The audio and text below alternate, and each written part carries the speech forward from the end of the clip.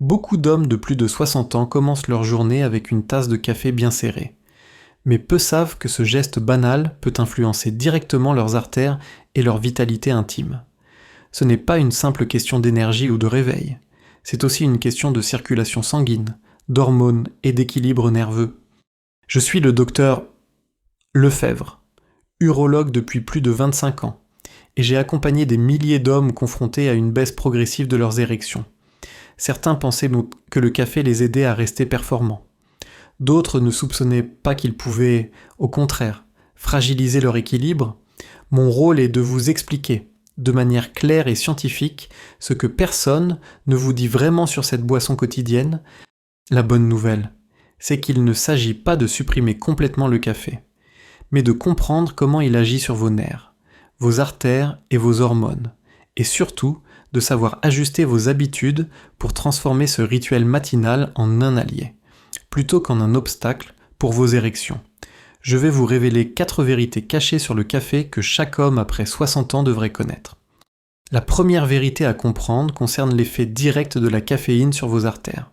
Beaucoup d'hommes croient que le café est un simple coup de fouet pour rester éveillé. Mais sur le plan physiologique, la réalité est plus complexe. La caféine stimule le système nerveux sympathique, c'est-à-dire celui qui prépare le corps à l'action. Elle libère de l'adrénaline et provoque une contraction temporaire des vaisseaux sanguins. Pour un organisme jeune, cette contraction est rapidement compensée par une dilatation, mais après 60 ans, lorsque les artères sont souvent plus rigides à cause de l'athérosclérose ou d'une perte d'élasticité naturelle, cette contraction peut durer plus longtemps. Résultat, l'afflux sanguin vers les zones sensibles, notamment le pénis, est ralenti et les érections deviennent plus faibles, moins fermes et parfois plus difficiles à maintenir.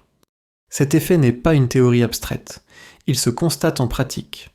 Dans mon cabinet, j'ai suivi Paul, 68 ans, un ancien cadre qui buvait jusqu'à 5 tasses de café par jour. Il se plaignait d'une fatigue persistante et d'érections instables malgré une bonne santé cardiaque globale. Ses analyses montraient une tension légèrement élevée et une rigidité artérielle accrue. Après discussion, il a réduit progressivement sa consommation à une seule tasse le matin, toujours après son petit déjeuner. 3 mois plus tard, sa tension artérielle avait baissé de quelques centaines de points. Son énergie en journée était plus régulière et il rapportait des érections plus fiables, notamment au réveil. Ce simple ajustement avait relancé sa confiance. Sur le plan biologique, tout s'explique. Le pénis fonctionne comme une pompe hydraulique pour obtenir une érection ferme. Il faut une dilatation complète des artères péniennes et un remplissage optimal des corps caverneux.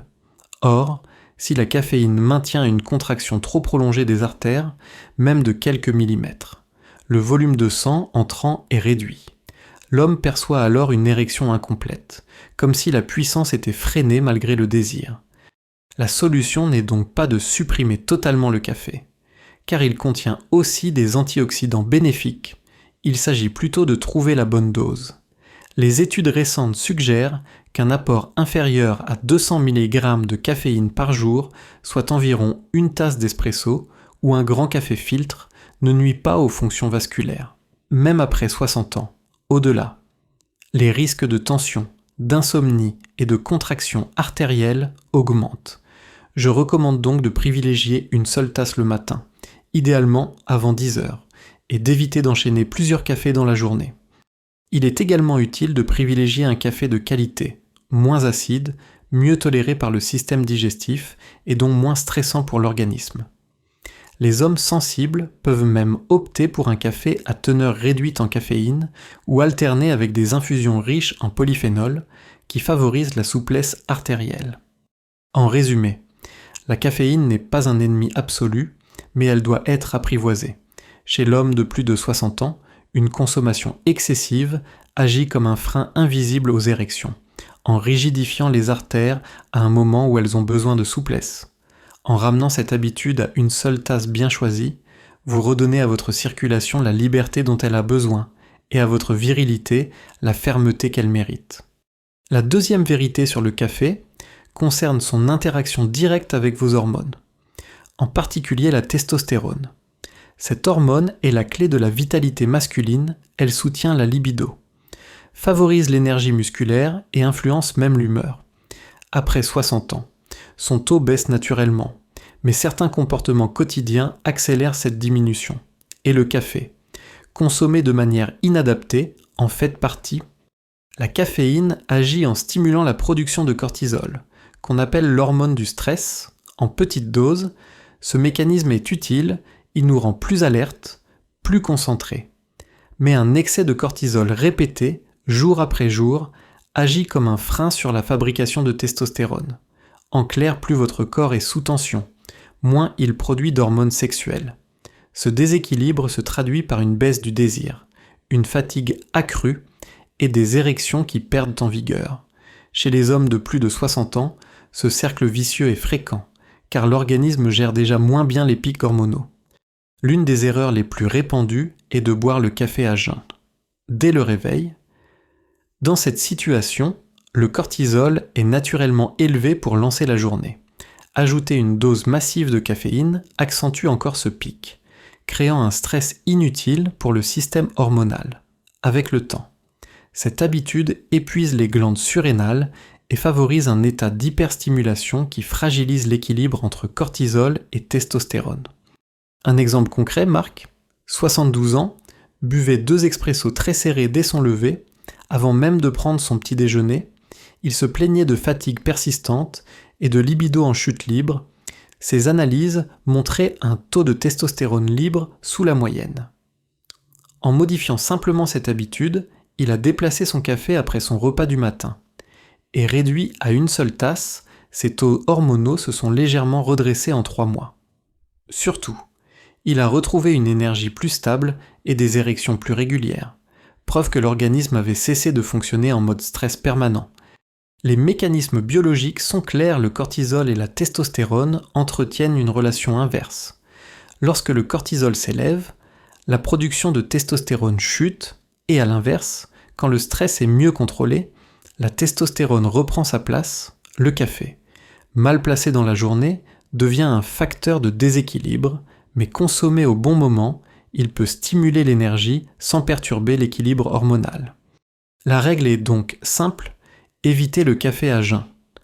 Prenez-le plutôt après un petit déjeuner riche en fibres et en protéines, par exemple, un bol d'avoine avec des noix et un fruit. Cette combinaison ralentit l'absorption de la caféine, limite le pic de cortisol et protège la production de testostérone. En outre, associer le café à un repas réduit l'acidité gastrique, ce qui améliore le confort digestif. Un point important après 60 ans. En pratique, le café ne doit pas être vu comme un ennemi des hormones, mais comme une boisson à manier avec intelligence. Il peut apporter un coup de pouce au moral et à l'énergie, mais seulement si l'on respecte la physiologie du corps, en changeant le moment de consommation et en réduisant les excès. Vous transformez un potentiel frein hormonal en un allié discret de votre vitalité masculine.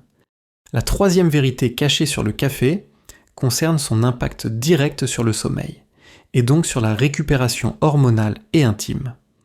Beaucoup d'hommes pensent que le café bu en fin d'après-midi n'est qu'un léger stimulant.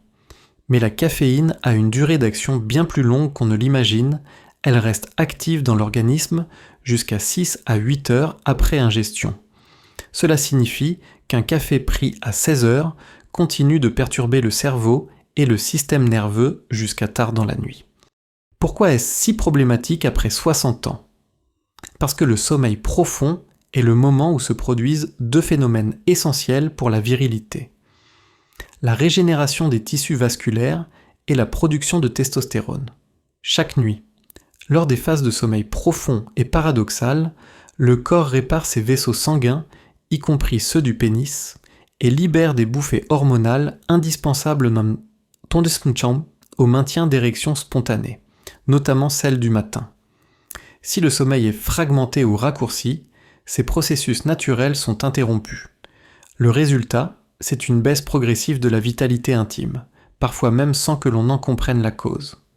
J'ai suivi Gérard, 65 ans, ancien artisan, qui souffrait d'insomnie depuis plusieurs années. Il avait l'habitude de boire un café allongé vers 17h pour tenir jusqu'au dîner. Ses nuits étaient hachées, avec de nombreux réveils, et il ne se souvenait plus de la dernière fois où il avait eu une érection matinale. Après analyse, je lui ai proposé de limiter son dernier café à midi et de le remplacer l'après-midi par une infusion relaxante, comme la verveine ou la camomille.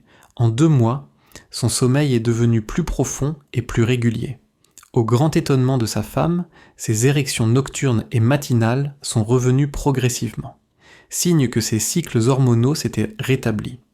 Les études confirment ce constat. La caféine bloque les récepteurs de l'adénosine, une molécule qui signale au cerveau qu'il est temps de se reposer en empêchant cette molécule d'agir.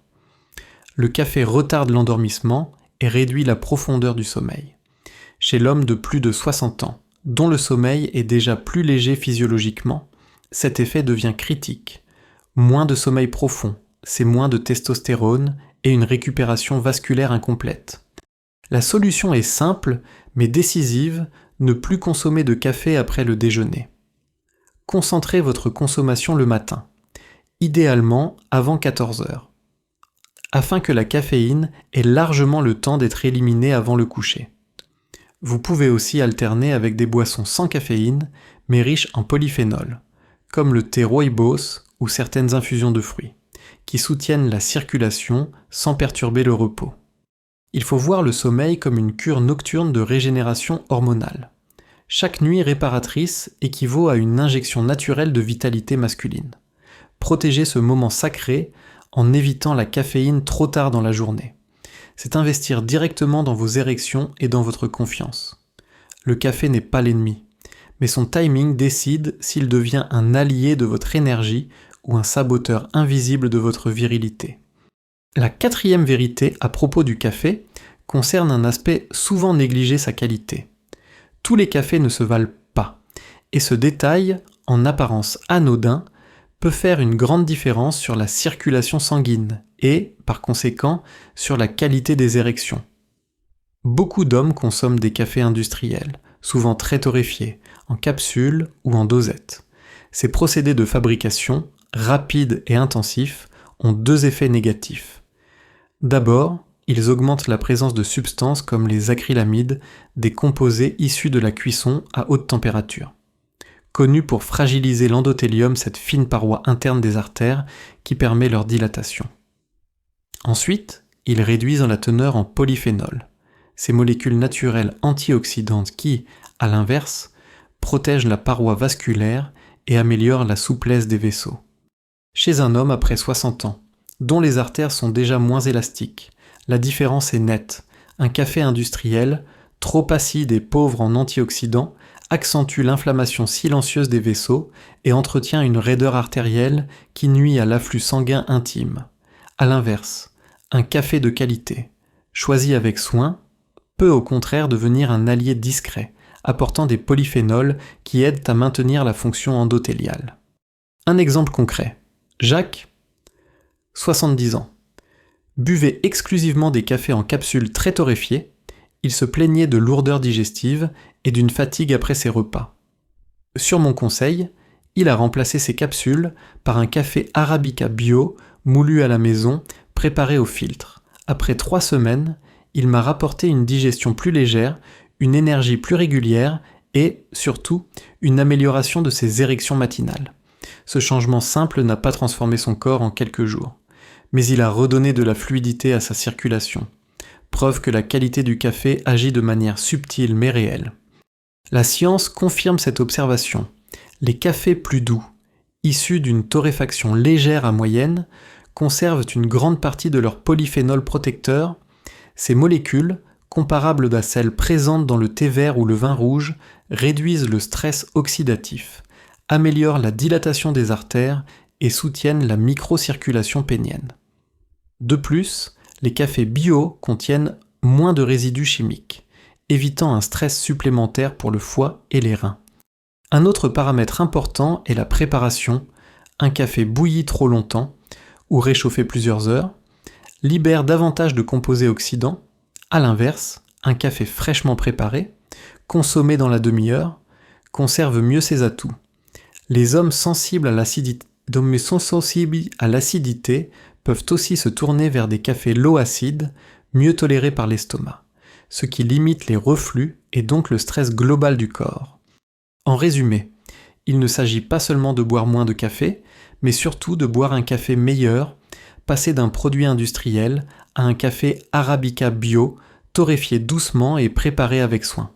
C'est déjà un acte de santé vasculaire, à 60 ans et plus. Ce choix contribue à maintenir la souplesse des artères, à protéger vos érections et à redonner à votre rituel du matin sa vraie fonction, un geste de plaisir et de vitalité, et non un fardeau caché pour votre circulation. Vous l'avez vu, le café n'est ni un poison ni un miracle, mais un choix quotidien qui influence profondément votre circulation et vos hormones. Trop de café, pris au mauvais moment ou de mauvaise qualité, agit comme un frein invisible sur vos artères et vos érections. Mais en ajustant quelques gestes simples, limitez la quantité. Évitez le café à jeun, respectez le sommeil et privilégiez un café de qualité, vous redonnez à votre corps les moyens de rester fort et pleinement vivant. Ce n'est pas pour redevenir le jeune homme que vous étiez, mais pour rester vous-même, digne et confiant, à 60 ans, 70 ans et au-delà. Chaque tasse bien choisie devient alors un symbole, non pas une habitude automatique, mais un acte conscient de protection et de vitalité retrouvée. Si ce message vous a éclairé, tapez 1 dans les commentaires. Partagez cette vidéo avec un ami, un frère ou un père qui ne commence jamais sa journée sans café. Et surtout, abonnez-vous à cette chaîne pour recevoir des conseils clairs. Humain et adapté aux hommes de plus de 60 ans. Ensemble, transformons vos habitudes quotidiennes en levier de force et de confiance, pour que chaque matin soit une nouvelle chance de vivre pleinement votre vitalité.